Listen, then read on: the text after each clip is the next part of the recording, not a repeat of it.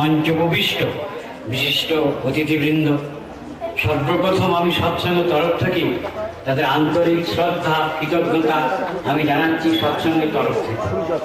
ঠাকুর অনুকূলচন্দ্রের 122তম জন্ম মহামহোৎসবকে কেন্দ্র করে এই যে বিরাট উৎসবের আমরা আয়োজন করেছি, শ্রদ্ধেয় পণ্ডল মহোদয় হালদার মহোদয় অপূর্ব সুন্দর ভাষ্য বললেন যে সৎসঙ্গ অর্গানাইজেশন হচ্ছে জীবন বৃদ্ধির অর্গানাইজেশন, বাঁচা মরা অর্গানাইজেশন। এখানে হিন্দু, মুসলমান, খ্রিস্টান, বৌদ্ধ, জৈন, সর্বমতের সর্বপথের সর্ব সম্প্রদায়ের মানুষের মহামিলন তীর্থ।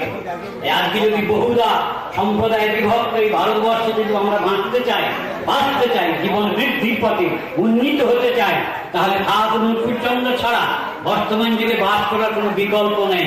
এটা আমার ক্ষুদ্র জীবন থেকে অনুভব করছি। আমি সারা ভারতবর্ষ, ইউরোপের অর্ধেক দেশ ঘুরে দেখেছি। আজকে ঠাকুরের বিজয় বৈজয়ন্তী বলা উদ্দিন হচ্ছে, মানুষ বাঁচতে চায়। সেই বাঁচা বড়া লওয়াজিমা শ্রী ঠাকুর অনুকূলচন্দ্র আমাদের সামনে তুলে ধরেছেন। সুতরাং আমি বক্তব্য দীর্ঘ করবো না, কারণ ক্লাস 8 থেকে সারা জীবন ধরে ভারতবর্ষের বাইরে বক্তৃতা দিয়ে আসছি।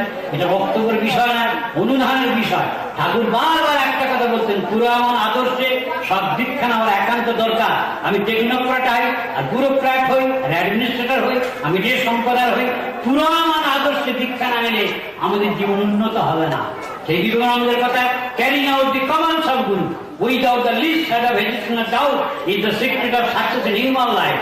পুরাণ আদর্শ দীক্ষা না নিলে আমার ব্যক্তি জীবন তথা সমস্ত জীবন উন্নয়নের পথ দেখা পাবে না। আর যে ঘরে ঘরে বিপ্লব, বাইরের বিপ্লবের দিকে আমরা দেখি ঠাকুর অনুকূলচন্দ্র বলছেন, জনকে নিয়ে জাতি, ব্যক্তি নিয়ে সমষ্টি।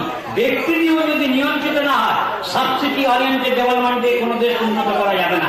ঠাকুর বারবার বলছেন, সদ্দীক্ষাটি এক্ষুনি নে, ইষ্টে তার এক সম্প্রীতি, মরণ তার নাম দেবে কাটকাল জম্বিতি। আমার বক্তব্যের প্রারম্ভে আবার পুনরায় সবাইকে আমার প্রীতি, শ্রদ্ধা, কৃতজ্ঞতা জানিয়ে আমার যে বক্তব্য আমি শেষ করছি। জয় গুরু।